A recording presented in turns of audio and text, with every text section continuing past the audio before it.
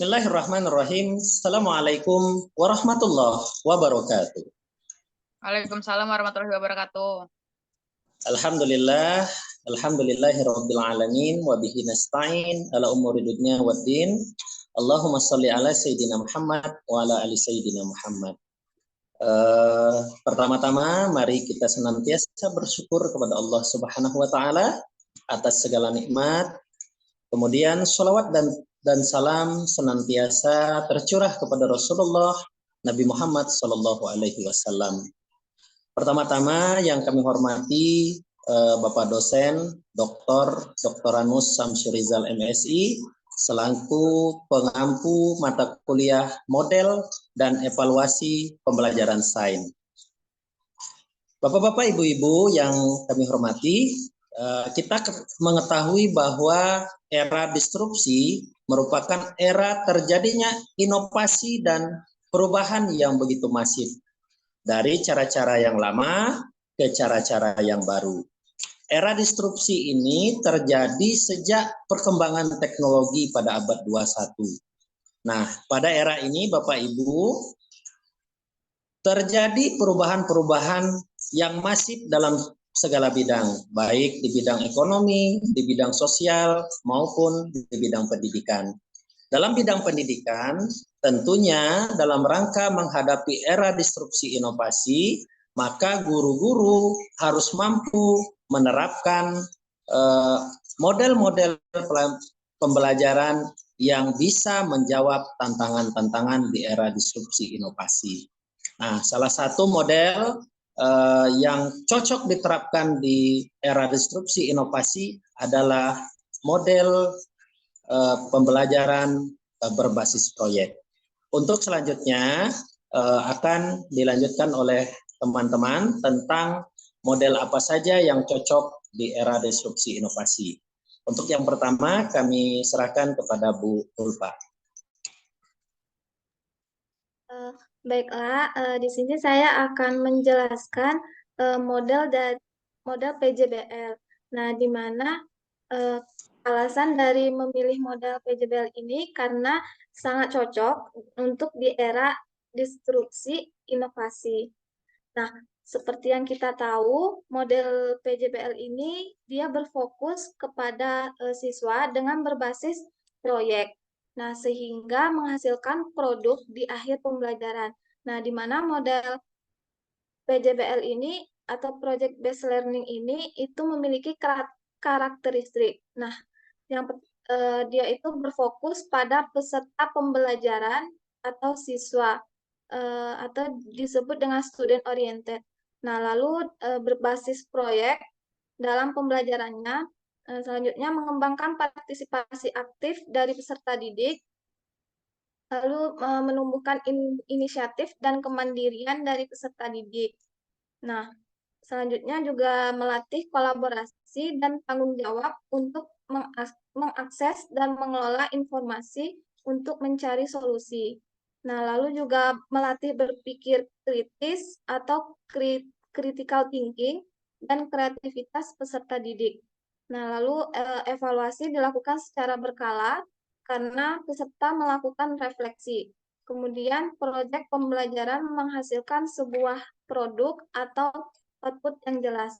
Nah, demikianlah yang dapat saya jelaskan. Selanjutnya akan dilanjutkan oleh Ibu Fajrul. Ibu Fajrul, dipersilakan. Baiklah, saya akan melanjutkan penjelasan dari Ibu Ulfa mengenai sintak model pembelajaran berbasis proyek. Sintak yang pertama itu ada pertanyaan mendasar. Di pertanyaan mendasar ini, guru menyampaikan topik dan mengajukan pertanyaan bagaimana cara pemecahan masalah. Mengajukan pertanyaan mendasar, apa yang harus dilakukan peserta didik terhadap topik atau pemecahan masalah tersebut. Kemudian, mendesain perencanaan produk. Guru memastikan setiap peserta didik dalam kelompok memilih dan mengetahui prosedur apa yang akan dihasilkan. Peserta didik mengembangkan rencana pembuatan proyek, pemecahan masalah meliputi pembagian tugas, persiapan alat, bahan, media, dan sumber yang dibutuhkan. Selanjutnya itu adalah jadwal pembuatan. Guru dan peserta didik membuat kesepakatan tentang jadwal pembuatan proyek, yaitu tahapan-tahapan dan pengumpulan. Peserta didik menyusun jadwal penyelesaian proyek dengan memperhatikan batas waktu yang telah ditentukan bersama. Selanjutnya yaitu memonitor keaktifan dan perkembangan proyek. Guru menyatukan keaktifan peserta didik selama melaksanakan proyek, mewujudkan perkembangan dan mengatasi jika mengalami kesulitan. Selanjutnya yaitu menguji hasil. Guru merancang prototipe proyek, menyatukan peserta didik, mengukur ketercapaian standar, membahas proyek yang telah dibuat dan membuat laporan produk atau karya untuk dipaparkan kepada orang lain. Dan sintak yang terakhir adalah evaluasi pengalaman belajar. Guru memadukan proses presentasi proyek, menghasilkan atau menanggapi hasil selanjutnya. Guru dan peserta didik merefleksi atau memberikan kesimpulan. Setiap peserta didik memaparkan laporan, peserta didik yang memberikan tanggapan, dan bersama guru menyimpulkan hasil proyek yang telah dihasilkan. Itulah penjelasan dari saya. Selanjutnya akan dijelaskan oleh rekan saya. Baik, terima kasih Bu Fajro telah memaparkan sintak-sintak dari model PJBL. Selanjutnya saya akan melanjutkan penjelasan mengenai kelebihan model PJBL. Yang kita ketahui setiap model pembelajaran itu memiliki kelebihan dan kekurangannya. Nah, kelebihan dari model yang kami pilih yaitu model PJBL, salah satunya model ini dapat melatih siswa dalam memperluas pemikirannya mengenai masalah dalam kehidupan yang harus diterima oleh peserta didik. Selanjutnya, keunggulannya itu memberikan pelatihan langsung kepada siswa dengan cara mengasah serta membiasakan siswa melakukan atau berpikir kritis serta lebih menggali keahlian untuk kehidupan sehari-hari. Keunggulan selanjutnya itu dengan menggunakan model ini dapat penyesuaian dengan prinsip modern yang pelaksanaannya harus dilakukan dengan mengasah keahlian siswa, baik melalui praktek, melalui teori, serta pengaplikasiannya dalam kehidupan sehari-hari. Itulah beberapa kelebihan dari model PJBL. Selanjutnya akan dipaparkan oleh Ibu Zulaiha. Kepada Ibu kami persilahkan. Oke, terima kasih Aziza. Meskipun model pembelajaran PJBL ini mempunyai beberapa kelebihan, tetapi juga menurut analisis kelompok kami, pembelajaran dengan menggunakan model PJBL ini mempunyai kekurangan, di antaranya yaitu yang pertama, memakan waktu yang lama. Jadi pembelajaran PJBL ini menggunakan waktu yang lama terutama jika kita membuat proyek dalam skala besar.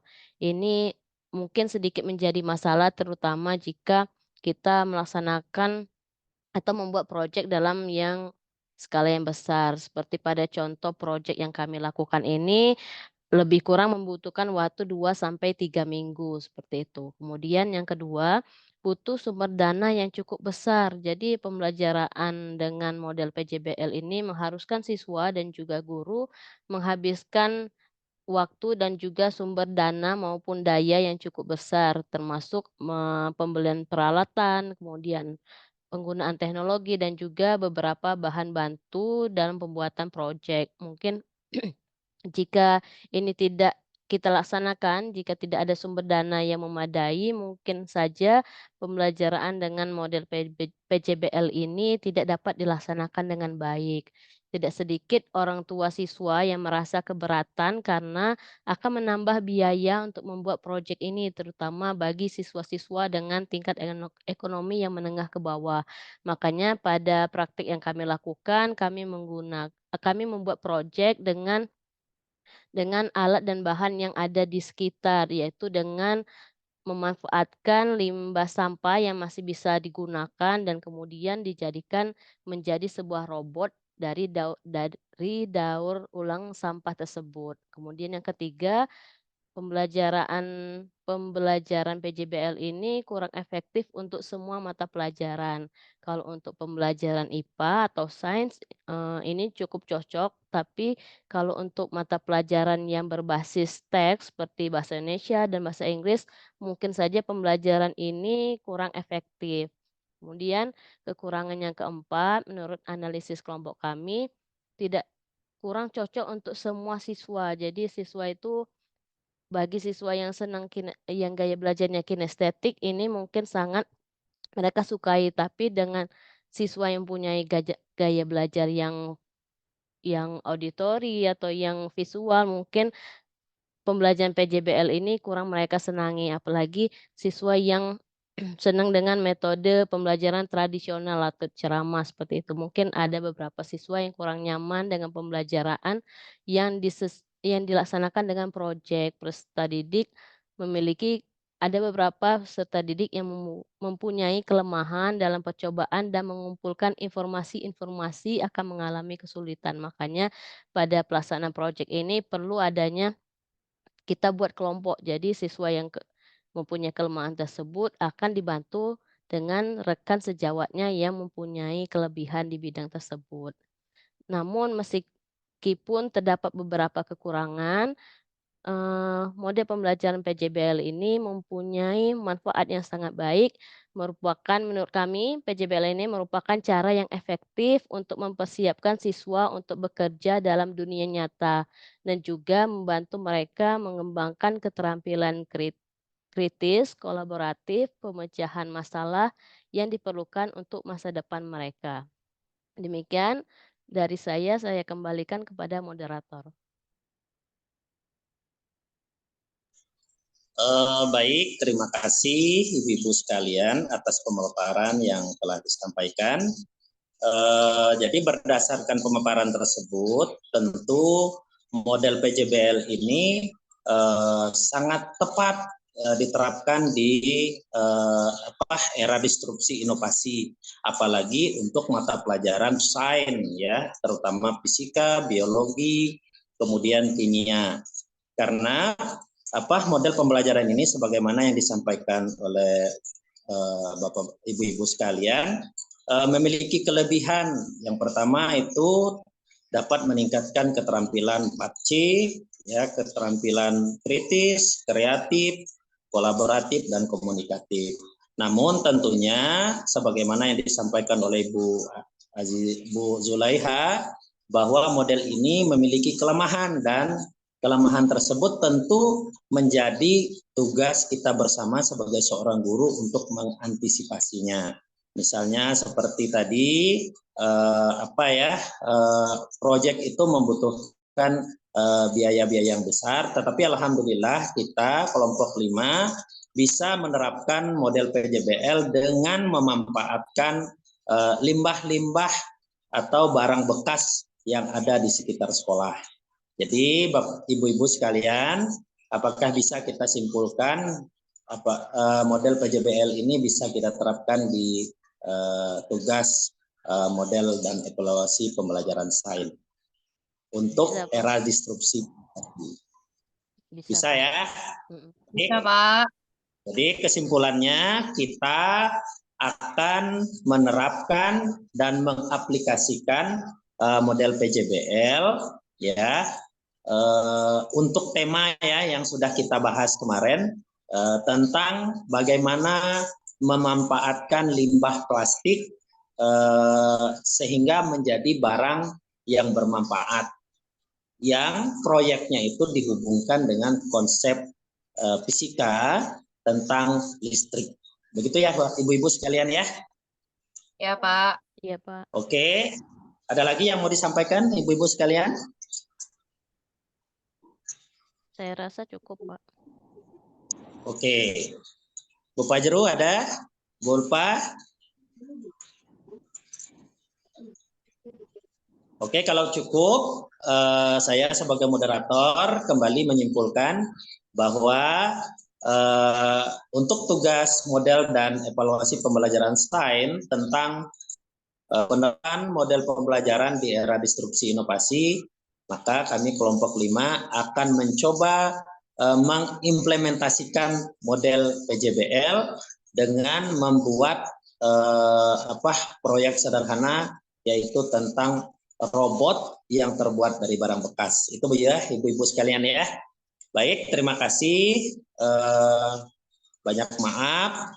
Semoga pertemuan kita ini diberkahi oleh Allah Subhanahu wa taala, dan semoga tugas yang nanti akan kita laksanakan diberi kelancaran oleh Allah Subhanahu wa taala. Amin ya rabbal alamin. Demikian, banyak maaf. Wabillahi taufik wal hidayah. Wassalamualaikum warahmatullahi wabarakatuh. Waalaikumsalam warahmatullahi wabarakatuh.